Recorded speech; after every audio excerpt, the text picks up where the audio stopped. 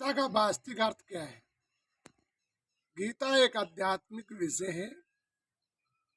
गीता जो है उस परमात्मा शिव के द्वारा जो गीता में उपदेश दिया गया है, अर्जुन को जो कृष्ण को उपदेश देते हुए दिखाया गया है, वो वास्तविक जो देखा जाए तो परमात्मा निराकार ने पर कृष्ण का माध्यम लेके अर्जुन को उपदेश दिया था, जिसमें बताया था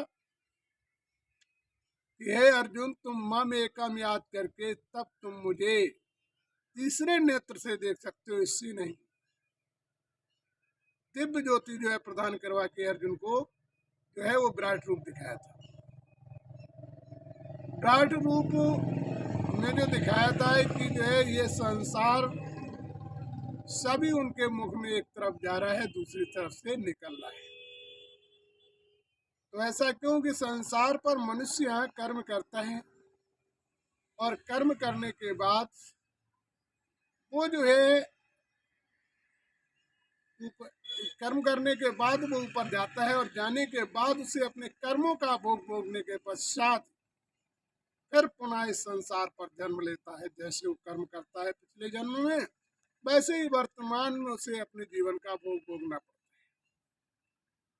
तो उन्होंने कहा, हे अर्जुन, जो तुम देख रहे हो इनसे तुम्हारे रिश्ते सदा सलामत नहीं रहते हैं।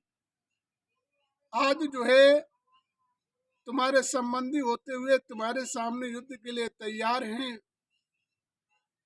तो वास्तविक जो है इस संसार में कोई किसी का नहीं, कर्म क्षेत्र है।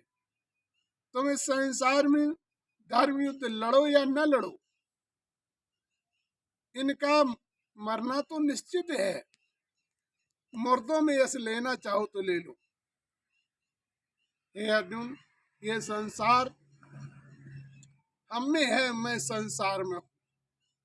ये शब्द का प्रयोग किया, इसका अर्थ क्या है? ये संसार जो है ये हमारे द्वारा रचना किया हुआ है, और जब ये संसार अत्याचार भ्रष्टाचार में अधिक बढ़ जाता है तो इस संसार का पतन भी करना हमारा काम है। हे अर्जुन, मैं करता हूँ, मैं जो भी कर्म करता हूँ वो इस संसार के प्राणियों से ही कराता हूँ, और संसार के प्राणियों को ही इसका भोग भोगना पड़ता है, बल्कि मैं करता नहीं, करवाता हूँ। तो वास्तविक इसीलिए संसार में न्यायकारी कहते हैं कि जो भी अन्याय अधर्म करता है उसका दंड से भोगना पड़ता है। तो वास्तविक हमें अपने जीवन में इन चीज़ों का ध्यान देना चाहिए।